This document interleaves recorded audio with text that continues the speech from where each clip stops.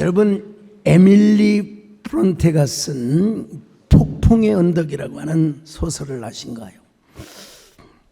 에밀리 브론테, 이게 실명이지만요, 이 책은 앨리스 벨이라고 하는 남자 이름으로 출판이 되었습니다. 이 책이 영국에서 1847년에 출판되었으니까 그때까지만 해도 남녀 차별이 심했어요. 그래서 본명으로 내지 않고 앨리스 벨이라고 하는 애명으로 책을 내었습니다. 여러분, 제가 이래봬도 이 책을 고등학교 시절에 읽었습니다. 쉬는 시간에, 그리고 수학 시간에. 딱 이 책의 그 주제는 뭐냐? 잘못된 오해는 엄청난 파괴를 불러온다는 것입니다. 예. 폭풍의 언덕에 살고 있었던 언쇼라고 하는 아저씨가 고아 히스클리프를 집으로 데려옵니다. 히스클리프는 언쇼의 딸 캐서린, 셀리라고 영화에서 나오기도 하는데, 캐서린과 자연스럽게 사랑을 하게 됩니다. 그러다 어느 날 캐서린은 식모 넬리에게 이런 말을 합니다. 나는 히스클리프를 사랑한다. 근데 결혼하는 것은 좀 두렵다. 왜냐하면 히스클리프는 고아이고 또 가진 것도 없고 또 자기도 폭풍의 언덕에서 가난하게 살고 있었거든요. 그래서 그와 결혼하면 내 인생이 망가질지도 몰라. 근데 이 이야기를 히스클리프가 엿듣고 요 대목만 들어요. 요 대목만. 요 대목만. 캐서린은 나를 너무 모욕적으로 생각해. 나를 너무 수치해서 생각해. 아니, 나하고 사랑할 때는 언젠데. 나는 그를 사랑하고 그와 하나이지만 그럼에도 현실이 두렵다. 이런 의정으로 말을 했는데 히스클리프는 확인도 하지 않고 떠납니다. 캐서린도 그를 붙잡지 않고 침묵을 합니다. 그러자 캐서린은 그 이후에 이제 명문 가문 린튼 가문으로 이제 시집을 갑니다. 히스클리프는 캐서린에게 버림을 받았다는 확신을 가지고 보복을 하러 옵니다. 증오, 복수를 하러 옵니다. 그래서 캐서린의 남편을 죽이고 가정을 완전히 쉬운 말로 하면 아장내게 만들어버렸어요.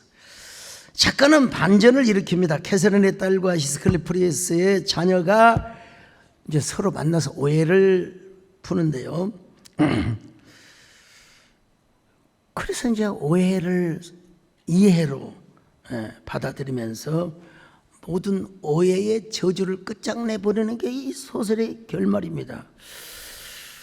근데 여러분, 이 에밀리 브론테가 폭풍의 언덕이라는 장편 소설을 한 권 쓰고 그 이듬해 죽습니다. 몇 살의 나이에 죽느냐? 30살의 나이에 죽습니다.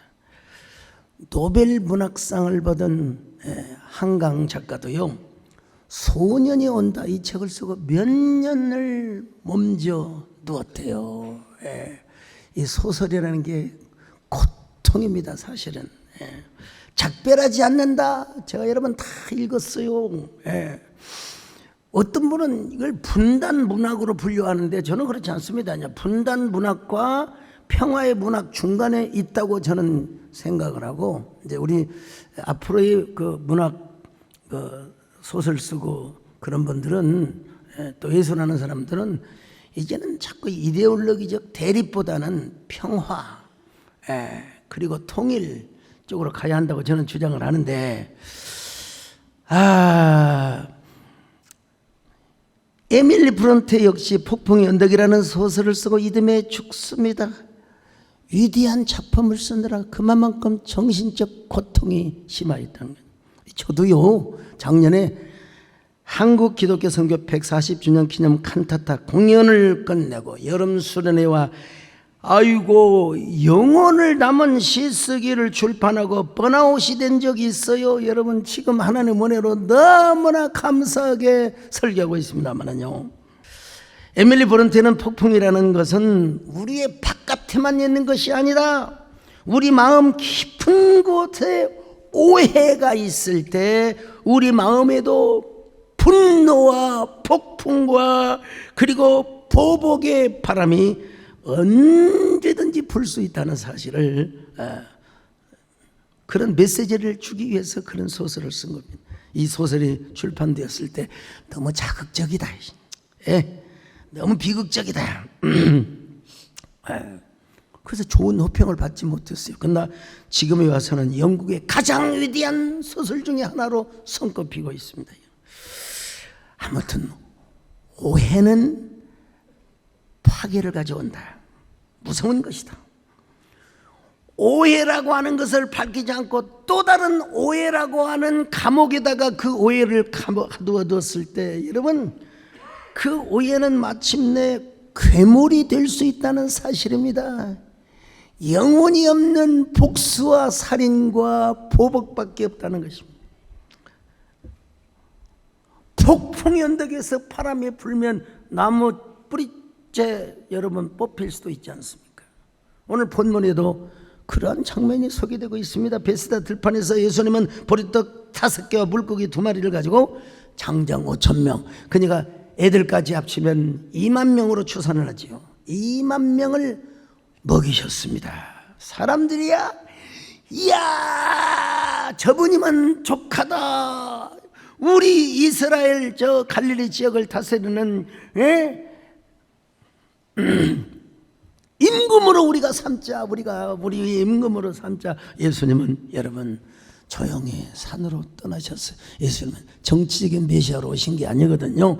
요한복음 6장 15절입니다. 시작. 그러므로 예수께서 저희가 와서 자기를 억지로 잡아 임금 삼으려는 줄을 아시고 다시 혼자 산으로 떠나 가시니라. 그런 후에 예수님은 제자들에게 이런 말씀을 하셨습니다. 내가 진실로 진실로 너희에게 이르노니 너희가 나를 찾은 것은 표적을 본 까닭이 아니요 떡을 먹고 배부른 까닭이라. 썩을 양식을 위해 일하지 말고 영원토록 있는 양식을 위하여 하라. 자, 26절로 27절 시작. 예수께서 대답하여 이르시되 내가 진실로 진실로 너희에게 이르노니 너희가 나를 찾는 것은 표적을 본 까닭이 아니요 떡을 먹고 배부른 까닭이로다. 썩을 양식을 위하여 일하지 말고 영생하도록 있는 양식을 위하여 하라. 이 양식은 인자가 너희에게 주리니 인자는 아버지 하나님께서 인치신 자니라. 자, 그러면서 내가 생명의 떡이다. 그리고 내가 생명의 물이다. 나한테 오는 자는 영원히 목마르지 아니할 것이다. 35절 시작. 예수께서 이르시되 나는 생명의 떡이니 내게 오는 자는 결코 줄이지 아니할 터이요 나를 믿는 자는 영원히 목마르지 아니하리라. 사람들이 막 수근거려. 아니 저 요셉의 아들, 목수의 아들 예수가 아니야. 어떻게 저 예수가 어떻게 저런 말을 할 수가 있어. 자기가 하늘로부터 데려온 산떡이라니 말이야. 41절로 42절 시작. 자기가 하늘에서 내려온 떡이라 하심으로 유대인들이 예수에 대하여 수군거려 이르되 이는 요셉의 아들 예수가 아니냐. 그 부모를 우리가 아는데 자기가 지금 어찌하여 하늘에서 내려왔다 하느냐. 우리 예수님요 계속해서 말씀합니다. 내가 너희에게 이르노니 믿는 자는 영생을 가졌다. 왜냐? 내가 생명의 떡이기 때문이다. 여러분 사실은 떡이 브레드, 빵이라는 의미인데요. 자, 요한복음 6장 47절로 48절 시작. 진실로 진실로 너희에게 이르노니 믿는 자는 영생을 가졌나니 내가 곧 생명의 떡이니라. 그러면서 말씀하시기를 인자의 살을 먹지 아니하고 인자의 피를 마시지 아니하면 너희 속에 생명이 없느니라. 내가 참된 생명의 양식이요 참된 음료로다. 참 53절 55절 시작. 예수께서 이르시되 내가 진실로 진실로 너희에게 이르노니 인자의 살을 먹지 아니하고 인자의 피를 마시지 아니하면 너희 속에 생명이 없느니라. 내 살을 먹고 내 피를 마시는 자는 영생을 가졌고 마지막 날에 내가 그를 다시 살리리니 내 살은 참된 양식이요 내 피는 참된 음료로다. 여러분 이게 이해가 안 돼요. 제자들도 이해가 안 돼요. 아니 어떻게 우리가 예수님의 살을 뜯어먹어? 예수님이 치킨도 아닌데. 여러분 치맥이라고 아십니까? 치킨과 맥주를 겸하여 먹는 치맥이라고 해요. 아 우리 예수님 어떻게 우리가 치맥처럼 뜯어먹고 빨아먹어? 말도 안 되지. 그래서 로마에서는 기독교를 사람의 살을 뜯어먹고 피를 빨아먹는 흡혈귀 종교라고 오해를 받은 적이 있어요, 여러분요. 예. 잘못된 정보가 잘못된 오해를 낳고 오해는 분노와 보복과 파괴로 이어질 수가 있어요. 그래서 로마 시대 때는 기독교인들이 그 엄청난 핍박을 받고, 특별히 네로라고 하는 미친 황제가 로마 시내에 불을 질러놓고 기독교인들이 저질렀다고 그냥 엄청난 박해를 받았어요. 여러분 예수님 앞에 예수님의 말씀을 들었던 사람들도 막 수근수근거리고 수근수근. 자 53절 55절 같이 봅니다. 시작. 예수께서 이르시되 내가 진실로 진실로 너희에게 이르노니 인자의 살을 먹지 아니하고 인자의 피를 마시지 아니하면 너희 속에 생명이 없느니라. 내 살을 먹고 내 피를 마시는 자는 영생을 가졌고 마지막 날에 내가 그를 다시 살리리니 내 살은 참된 양식이요 내 피는 참된 음료로다. 그러면서 내가 너희에게 말하는 것은 육이 아니라 영이다. 자 62절로 63절 시작. 그러면 너희는 인자가 이전에 있던 곳으로 올라가는 것을 본다면 어떻게 하겠느냐? 살리는 것은 영이니 육은 무익하니라. 내가 너희에게 이른 말은 영이요 생명이라. 이런 말을 아리송하게 전하니까 그 많던 군중들이 다 떠나버렸어요. 그리고 이제 12제자와 뭐 한 70문도가 일부 있었을지는 모르지만 그 많은 군중들이 다 떠났어요. 그들이 서 있는 자리는 마치 폭풍의 언덕과도 같았습니다. 폭풍의 언덕이 무엇입니까? 바람 잘 날이 없습니다. 바람이 그냥 세찬 바람이 쉬어갈 틈이 없어요. 이 폭풍의 언덕에 있는 나무는 진짜 여러분 하와이 가면은 그 폭풍의 언덕, 바람의 언덕이 있잖아요. 나무가 안 살아요. 다 쓰러져 버렸어요. 계속 바닷바람이 쫙 불어오니까 그 언덕에는 나무가 없어요. 잡초밖에 없어요. 그럼에도 예수님께서는 이런 폭풍의 언덕에서 이해할 수 없는 말씀을 계속하셨어요. 사람들이 다 떠났습니다. 그 폭풍의 언덕에서 우리 예수님께서 제자들에게 물어봤습니다. 너희들도 떠나려고 하느냐? 그때 여러분요, 참 시몬 베드로가 복 받은 사람입니다. 사실은 시몬 베드로가 무슨 가말리엘 문화에서 자란 사람도 아니고 평생 그냥 고기잡이 어부로 살아갔던 평범한 갈릴리의 시골뜨기인데 하나님의 감동을, 하나님의 은혜를 읽고 뭐라고 말합니까? 주여 영생의 말씀이 주께 있사오니 우리가 누구에게로 가오리까? 자 요한복음 6장 67절 68절 시작. 예수께서 12제자에게 이르시되 너희도 가려느냐? 시몬 베드로가 대답하되 주여 영생의 말씀이 주께 있사오니 우리가 누구에게로 가오리이까? 영생의 말씀이 주께 있사오니. 여러분 떡을 공급하시는 예수님, 병을 고쳐주시는 예수님만 그들이 봤습니다. 그러다가 너무 예수님 막 영혼의 말씀, 영적인 말씀만 하시거든요. 그러니까 사람들이 헷갈렸어요. 제자들도 헷갈렸어요. 60절입니다. 시작. 제자 중 여럿이 듣고 말하되 이 말씀은 어렵도다 누가 들을 수 있느냐 한데. 당연히 어려울 수 있죠. 근데 베드로가 이렇게 고백을 했다니까요. 주여 영생의 말씀이 주께 있사오니 우리가 누구에게로 가오리까. 헬라어예요. 어떻게 표현되냐. 타 레마타 테스 조에스 테스 아이오니오. 영원히 살아있고 감동을 주는 생명의 말씀이란 말입니다, 여러분. 그리고 거기다가 헬라어 에케이스라는 말을 썼는데 그것이 당신 안에 있다 이 말이야. 주님 안에 있다 이 말이야. 참. 근데 여기서 쭉 제가 이렇게 원문을 훑어보니까 말씀을 로고스로 기록하지 않고 레마라고 하죠. 레마로 표현하고 있습니다.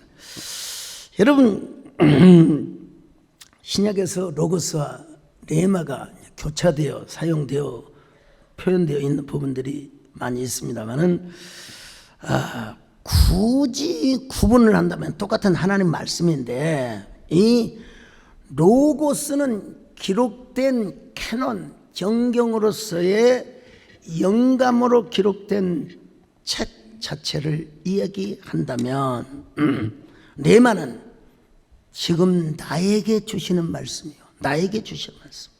나에게 감동이 되는 말씀. 로고스라고 하는 것은 공교회를 세우는 교리나 신학적인 차원에서 그 하나님의 말씀이 거룩한 문자로 기록된 캐논을 의미한다면 레마는 현재 하나님이 나에게 들려주시는 살아있는 감동적인 생명의 말씀을 의미한다 이 말이에요. 로고스는 성경 전체를 말한다면 레마는 지금 그 가운데 나에게 주시는 말씀이라 이 말이죠. 근데 중요한 것은 로고스를 인정하지 않고 레마의 말씀을 받을 수는 없다. 로고스를 인정하며 로고스가 규정하는 범위 안에서 우리가 레마의 음성을 들을 수가 있다는 것입니다.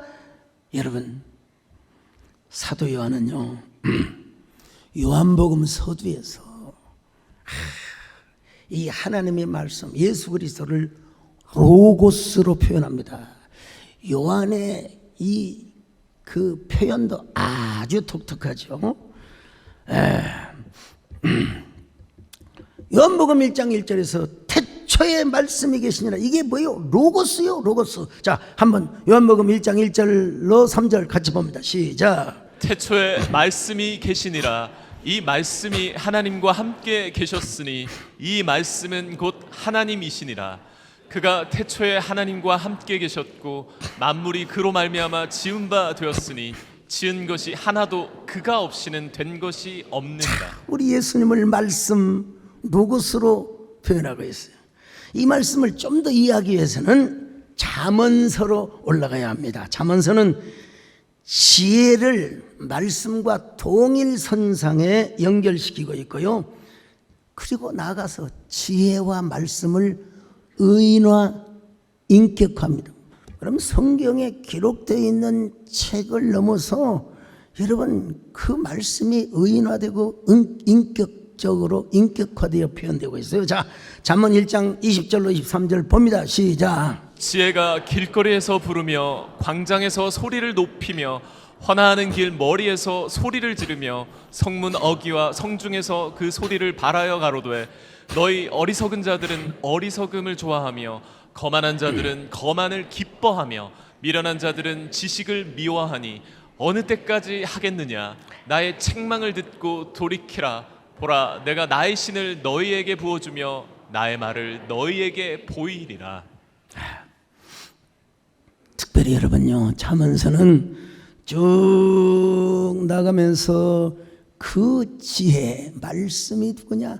예수 그리스도라는 사실을 메타포로 표현하고 있습니다. 자, 잠언 8장 22절로 26절입니다. 시작. 여호와께서 그 조화의 시작 곧 태초에 일하시기 전에 나를 가지셨으며 만세 전부터 상고부터 땅이 생기기 전부터 내가 세움을 입었나니 아직 바다가 생기지 아니하였고 큰 샘들이 있기 전에 내가 이미 났으며 산이 세우심을 입기 전에 언덕이 생기기 전에 내가 이미 났으니 하나님이 아직 땅도 들도 세상 진토의 근원도 짓지 아니하셨을 때라. 여러분, 진짜 여러분, 예수 그리스도라는 말이 없지만 그 예수 그리스도의 이미지, 상, 그리고 그림이 딱 보이는 그림 이야기 성경입니다, 여러분. 자, 근데 그 예수님께서 기쁨으로 성부 하나님과 함께 세상 만물을 만드셨고 우리가 사는 지구촌 그리고 사람들을 만드셨다는 것입니다. 자, 잠언서 8장 30절로 32절입니다. 시작. 내가 그 곁에 있어서 창조자가 되어 날마다 그의 기뻐하신 바가 되었으며 항상 그 앞에서 즐거워하였으며 사람이 거처할 땅에서 즐거워하며 인자들을 기뻐하였느니라. 아들들아 이제 내게 들으라. 내 도를 지키는 자가 복이 있느니라. 여러분, 사도 요한은요 잠언서에 소개되는 이 지혜와 이 말씀을 성자 하나님 로고스라고 표현하고 있습니다. 이 로고스의 표현은 저 고대 히브리어나 또 히브리인들이나 헬라인들에게 다양한 의미를 해석해 왔는데요. 고대 그리스에서는 온 우주 질서를 조화롭게 유지하는 최고의 이성이라고 그래요. 최고의 생각하는 이성, 이걸 로고스라고 생각했어요. 그러니까 로고스 하면 이성을 가지고 있는 최고 경지의 지배자, 통치자라고 생각했어요. 이 로고스에 의해서 우주 질서가 잘 유지가 된다. 그러다가 신플라톤주의에 와서는 이 로고스를 제1자 만물의 으뜸이라고 이제 이야기하는데 여기서부터 이제 2단으로 가기 시작합니다. 근데 유대교 신학에 와서는 이 로고스를 온 천지를 창조하고 역사하시는 하나님의 말씀으로 이해를 했습니다. 그래서 사도 요한은 잠언서에 의인화된 지혜와 인격을 예수 그리스도로 연결을 했습니다. 온 천지를 창조하고 역사하시는 그 로고스가 인격이 되어 이 땅에 오셨고 사람이 되어 이 땅에 오셨다. 기가 막힌 말씀이야. 이 구절이 없으면 진짜 사도 요한은 끝내줘요. 자, 요한복음 1장 14절 같이 봅니다. 시작. 말씀이 육신이 되어 우리 가운데 거하심에 우리가 그 영광을 보니 아버지의 독생자의 영광이요 은혜와 진리가 충만하더라. 그러니까 헬라인들은 예수님을 영접할 때 이렇게 영접할 수밖에 없어요. 우리가 찾고 헤매던 우주의 절대 이성이자 그리고 최고의 만물의 근원이신 로고스, 그분이 바로 예수님이다. 그래서 예수님을 믿어야 한다라는 의미로 받아들일 수가 있고, 유대인들은 이렇게 이제 받아들일 수밖에 없죠. 우리가 그토록 기다렸던 하나님의 말씀이 사람이 되어 인카네이션 하셨는데 바로 그분이 예수님이다. 그런데 이 다음 시간에 이제 말씀드리겠지만 이 종교 전문가들, 유다의 그 종교 지도자들은 그냥 그 종교 멍에를 너무나 무겁게 매기고 막 부담을 주고 스트레스를 주고 메시아를 거부하였어요. 그런데 베드로가요, 무슨 위대한 신학자도 아니고 바울처럼 가말리엘 문화에서 공부한 사람도 아닌데 여러분 어떻게 이런 고백을 할 수 있겠습니까? 영생의 말씀이 주께 있사오니 우리가 누구에게로 돌아가리까? 68절로 69절 같이 봅니다. 시작. 시몬 베드로가 대답하되 주여 영생의 말씀이 주께 있사오니 우리가 누구에게로 가오리이까? 우리가 주는 하나님의 거룩하신 자이신 줄 믿고 알았사옵나이다. 여러분, 이거는 진짜 하나님의 은혜고 아버지가 감동시켜서 준 겁니다. 마태복음 16장 15절로 17절에 뭐 이런 표현이 있어요. 시작. 이르시되 너희는 나를 누구라 하느냐? 시몬 베드로가 대답하여 이르되 주는 그리스도시요 살아계신 하나님의 아들이시니이다. 예수께서 대답하여 이르시되 바요나 시몬아 내가 복이 있도다.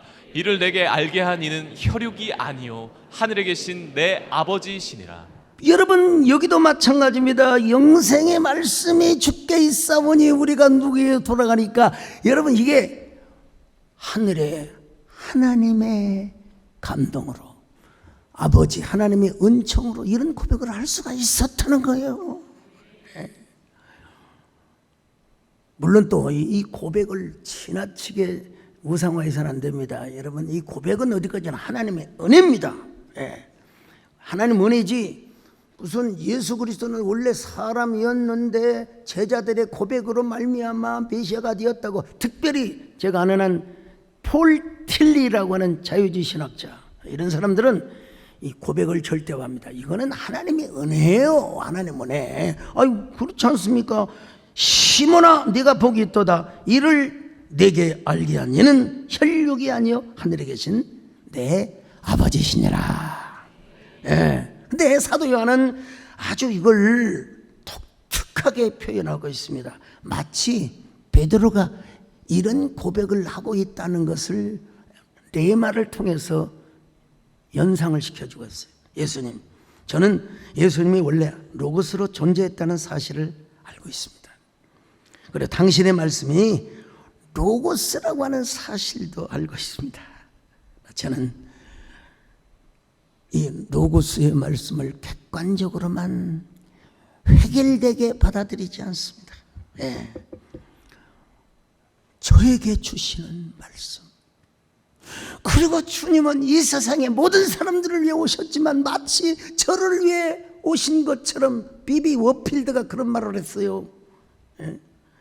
전 진심으로 예수님을 왕으로 모시고 구세주로 모시고, 저는 12 제자들 120문도 저 70문도에게 하는 말씀이지만 항상 그 말씀이 저에게 저를 들으라고 하는 말씀, 저에게만 하시는 말씀처럼 저는 들었습니다. 주님, 저는 주님의 눈빛을 볼 때마다 주님의 눈빛이 항상 저를 향하여 쳐다보고 있는 것처럼 느꼈습니다. 예수님의 말씀 앞에 때로는 심장이 뜨끔뜨끔하고 찔림을 받을 때가 있지만, 그러나 그럼에도 불구하고 그 말씀은 영생의 말씀이고 기쁨의 말씀입니다. 주님은 하나님의 아들이여 거룩하신 줄 알고 지금도 레마의 말씀을 듣고 있는데, 우리가 어떻게 누구에게로 가겠습니까? 우리말로 말하면 뭐 공자님한테 가겠습니까? 석가모니한테 가겠습니까? 오늘 우리도 베드로처럼 이렇게 고백할 수 있어야 됩니다. 예수님, 당신은 영원한 로고스로 계셨고 영원한 로고스이십니다. 그러나 제가 성경을 읽고 하나님의 말씀 설교를 들을 때 어쩐지 그렇게 저에게만 하시는 말씀, 아브라함에 대한 이야기를 하고 또 이삭에 대한 이야기, 요셉이 어쩌면 그렇게 내 이야기인 것처럼 느껴지는지 모릅니다. 성경이 마치 제 마음에 제 영혼의 거울과도 같습니다. 하나님, 그러니 어떻게 모든 상황을 아시고 주님께서 저에게만 하시는 말씀처럼 기록하게 하셨고, 그리고 목사님으로 하여금 그 말씀을 전하게 하신단 말입니까? 저는 주님의 말씀을 사모합니다. 주의 말씀 받은 그날 참 기쁘고 복되도록 이 기쁜 마음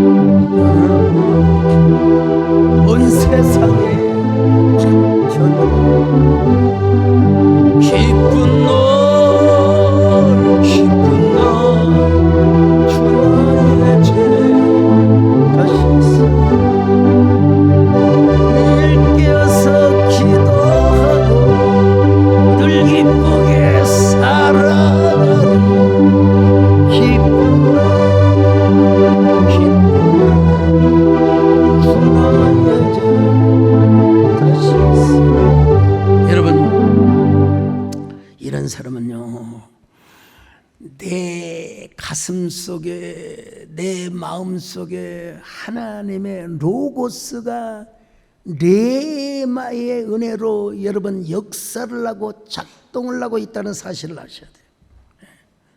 그러니까 우리 안에는 언제나 입만 열면 하나님의 말씀이 나올 수 있어야 돼요. 예레미야는 기쁜 소식을 전하는 선지자가 아니라 슬픈 소식을 전하는 선지자, 예루살렘의 멸망을 전하는, 그게 뭐냐, 회개하면 산단 말이에요. 회개하면. 회개하면. 시드기야 왕이 기분이 나빠가지고 말이야, 그냥 저기 그 구덩이 감옥에다가 예레미야를 가둬버렸어요. 근데 여러분 깨름치게 해, 이상하게. 그래서 환관을 시켜가지고 조용히 은밀하게 불러서 예레미야 선지자에게 물어봅니다. 선지자요, 지금도 여호와께로부터 받은 말씀이 있습니까? 그러니까 예레미야가 예, 있나이다. 기가 막히죠? 자, 예레미야 37장 16절로 17절 시작. 예레미야가 뚜껑 씌운 웅덩이에 들어간 지 여러 날 만에 시드기야 왕이 사람을 보내어 그를 이끌어내고 왕궁에서 그에게 비밀이 물어 이르되 여호와께로부터 받은 말씀이 있느냐? 예레미야가 대답하되 있나이다. 예, 있나이다. 예, 있나이다. 예, 있나이다. 예. 선지자의 가슴 속에는, 여러분, 우리 그리스도인 목사할 것 없이 모든 사람에게는 우리 안에 살아있는 말씀이 꿈틀대야 됩니다. 예, 살아있는 말씀. 내 안에 하나님의 말씀이 살아있을 때, 그 말씀은 객관적으로는 로고스이지만 그러나 동시에 내 개인에게 있어서는 레마의 말씀. 우리가 하나님의 말씀하면 여러분 이 성경 66권을 의미하지요. 그렇지만 그것이 이 책이 우리 교회에 수만 권, 수십만 권 쌓여져 나오고 상관없어. 그 말씀은 읽혀지든지 들려지든지 해야 됩니다, 여러분. 예. 선데이 크리스찬, 그래도 교회라도 나와서 감사하지. 근데 어쩌다가 이제 성탄절에 나오고 부활절에 나오고 총동원주에 나오신 분들 성경을 저 테레비 옆에다가 두었더니 먼지가 그냥 얼마나 쌓였든지 후후 불어요. 불면 또 자기 고구마로 들어가는데. 여러분 언제나 성경을 사랑하시길 바랍니다. 말씀을 사모하시기를 바랍니다. 예. 우리가 하나님 앞에 고백할 수, 예, 있습니다. 때로는 기쁘지만 때로는 찔리는 말씀도 있습니다. 그래도 저는 하나님의 말씀을 사모합니다. 예. 하나님, 저는 언제든지 누구에게든지 간증할 준비가 되어 있습니다. 말씀을 전할 준비가 되어 있습니다. 예. 여러분,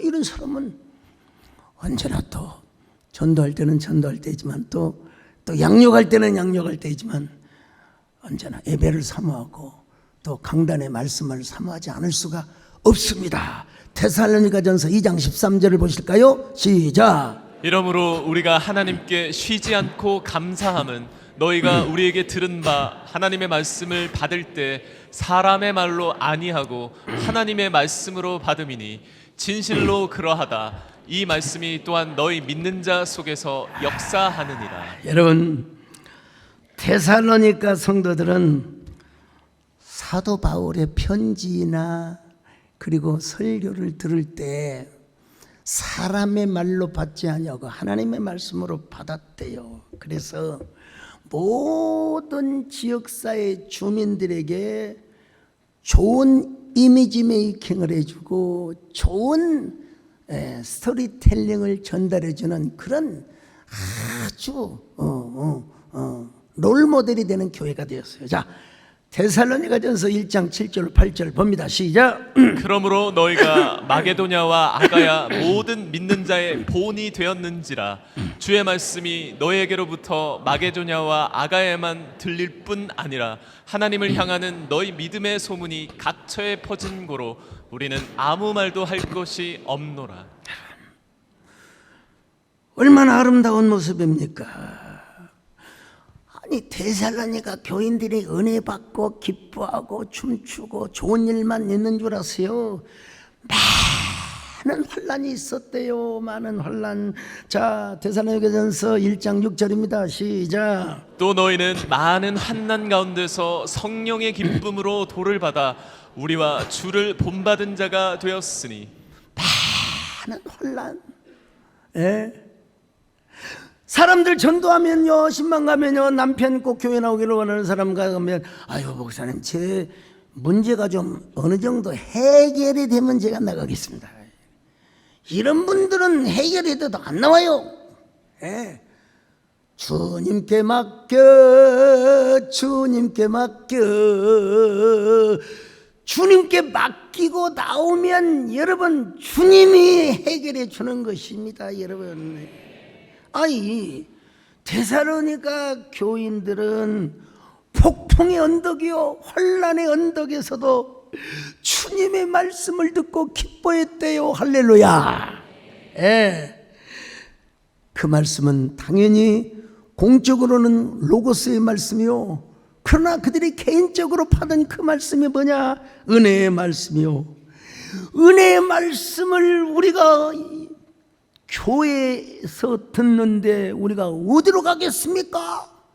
우리가 다른 이단에게 가겠습니까? 어디로 가겠습니까? 이런 말입니다, 여러분. 베세다 들판에서 기적을 행하시며 예수님께서 전하셨던 말씀도 중요하지만 사람들이 다 떠나버리고 황량하고 거친 바람이 불어오는 폭풍의 언덕에서 베드로가 고백한 것처럼 그 고백이 뭐예요? 영생의 말씀이 주께 있사오매 우리가 어디로 가오리까? 여러분, 우리가 누구에게 가오리까? 우리도 인생 살면서 폭풍을 만날 수가 있습니다. 그 폭풍의 언덕에 서 있을 수 있습니다. 그때 우리가 여러분 폭풍을 맞서서 누구를 붙잡아야 되냐? 주님의 옷자락을 붙잡아야 돼요. 주님의 은혜의 말씀을 붙잡아야 돼요. 폭풍의 언덕에서 이렇게 고백해야 됩니다. 나는 주님 없이는 살 수가 없습니다. 나는 주님 없이 살 수가 없습니다. 주님이 도와주셔야 합니다. 주님 없이도 잘 사는 것은 오히려 나를 망하게 합니다. 나는 주님 없이는 살 수가 없어요. 주님이 도와주셔야 합니다. 주님 한 분만으로 나는 만족합니다. 주님과 있습니다. 여러분 이렇게 기도하세요. 주여, 우리는 주님이 태초 이전에도 로고스로 존재하셨고 그 로고스가 사람의 육신의 옷을 입고 이 땅에 오셨다는 그분이 우리의 참된 메시아예요. 예. 근데 그분이 성령으로 말미암아 하나님의 말씀 66권을 기록하고 정경의 권위를 세워주셨는데, 근데 그 정경의 말씀이 나에게 들려올 때는 뭐요? 레마, 감동이 되고 은혜가 되고 눈물이 나고, 여러분 내 안에 하나님의 말씀이 살아 꿈틀대는 역사가 일어나게 하여 주시옵소서. 이런 사람들로 구성이 되어 있는 교회는요, 사람의 교회를 이끌어가지 않습니다. 하나님의 말씀이 이끌어가요. 바울은 그래서 이렇게 말했어요. 자, 사도행전 20장 32절입니다. 시작. 지금 내가 여러분을 주와 및 그 은혜의 말씀에 부탁하노니 그 말씀이 여러분을 능히 든든히 세우사 거룩하게 하심을 입은 모든 자 가운데 기업이 있게 하시리라. 여러분, 에베소 교회 장로님들 잘 부탁합니다. 여러분들이 교회를 잘 지켜줘야 됩니다. 이게 여러분 인간적으로 맞는 말이에요. 근데 바울은 뭐라고 말한 줄 아세요? 내가 주님과 그 은혜의 말씀께 부탁하노니 그 말씀이 여러분들을 든든하게 세우고 교회를 든든하게 세워줄 것입니다. 참 오늘 우리도 이렇게 고백해야 돼요. 영생의 말씀이 죽게 있사오니 우리가 어디로 가오리까? 그 말씀이 우리 세된 교회에 있는데 우리가 어디로 가겠습니까? 공자님한테 가겠습니까? 부처님한테 가겠습니까? 서만화교회의 감독인 폴리감은 타오르는 장작더미 위에서도 오직 주님을 외쳤대요. 저 오네시모의 그 자유 사건으로 이 폴리갑도 노예 출신이었고 ig나티어스도 교회 전통에 하면은 노예 출신이었대요. 평생 노예로 살 사람을 하나님이 구원시켜 서만학교의 감독이 되게 하신 하나님, 주여 서만학교회를 당신의 손에 의탁하나이다 하하 하고 돌아가셨대요. 불에 타셨어요. 여러분, 우리도 베드로처럼 폴리갑처럼 주님 없이는 살 수가 없습니다. 이렇게 고백하는 저와 여러분 되시기를 바랍니다.